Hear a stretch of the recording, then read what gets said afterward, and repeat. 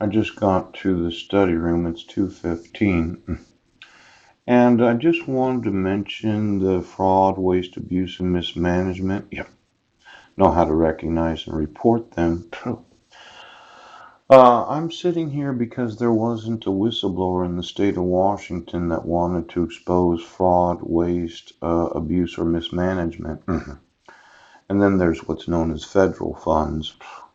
Yesterday we looked at some of these municipal bonds. Then we looked at the state auditor's report about the financial condition, yes, of those that are participating in federal funding, yes, for education.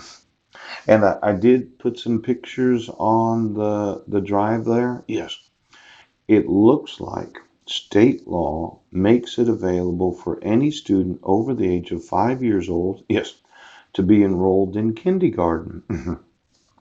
Now, Zachary, yes, was 5 years old in 2007.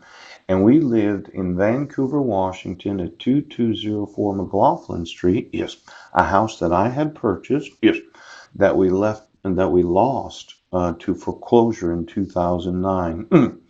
Both Zachary and Bishop were enrolled in school in the Vancouver School District the September after they were 5 years old.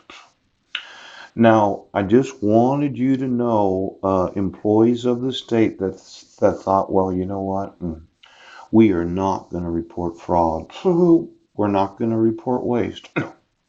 We're not going to disclose the evidence of abuse or mismanagement. Pooch. My problem is, yes, that I went on the Quilcene High School's webpage, yes, and my son Zachary was in the 10th grade last year, yes, going to be in the 11th grade when school starts in September. Mm-mm.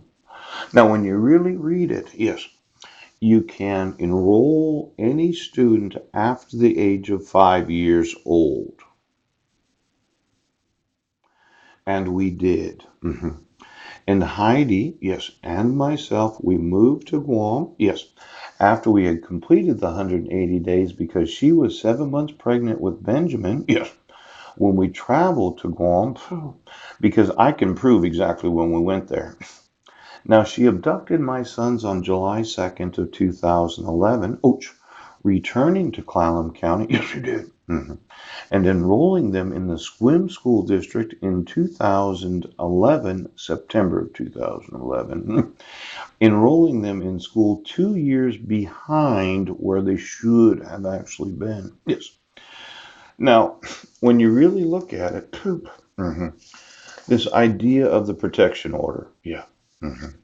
Well, she made a fraudulent statement, yes, on Guam, that I had committed domestic violence and child abuse, yes. I was in jail, yes, on July 8th of 2011. Oh, yes. And being in jail, I was not given any notice or opportunity to be heard. Yes. Well, when I was on Guam until January 7th of 2012, yes, my wife had already made all the decisions.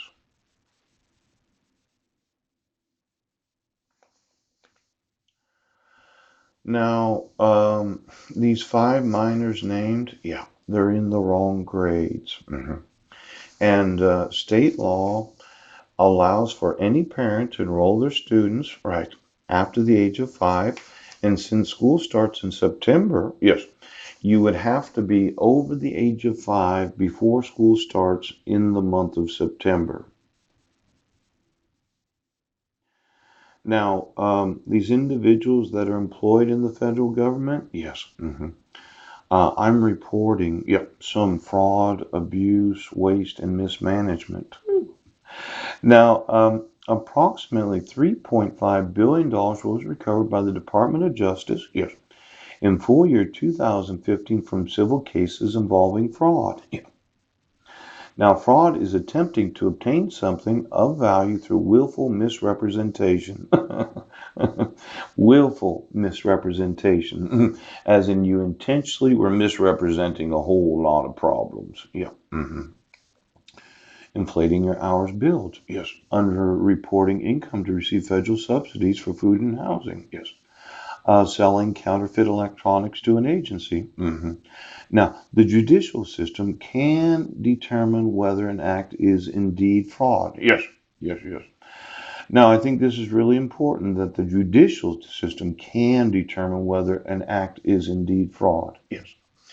Now, when you think about it, is it fraudulent to issue a protection order? Yes.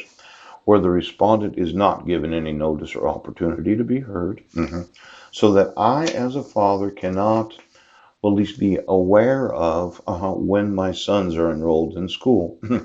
Now, we know about the confidentiality of those that are allegedly victims of domestic violence and child abuse. We know about that. The problem is that when I, as a father, right, report to you as a respondent, yes, that these 5 minors named, yes, are in the wrong grades, you have completely disregarded what state law requires. Now, today, I'm wanting to sue you. Yes. And I'm wanting to sue you in the United States and in the United Nations. Yes. And then in the member state nations of the United Nations that have any knowledge of the fraud. Foreign nations of the United Nations Charter. For every nation that has any oath, that has any knowledge, yes, of violating the Declaration of Human Rights, yes, I'm going to sue your individual nations. Now, I've mentioned Canada, yes. I've mentioned China for approximately $1 trillion. I mentioned Japan for $100 billion. Oh. I mentioned Australia this morning. Yes, for could be a consider. I did have an attraction to that desert down there. I thought you should be growing flowers instead of just having a desert. See, there is a way that I'm going to sell you desalinators throughout the world. You're gonna fucking buy one.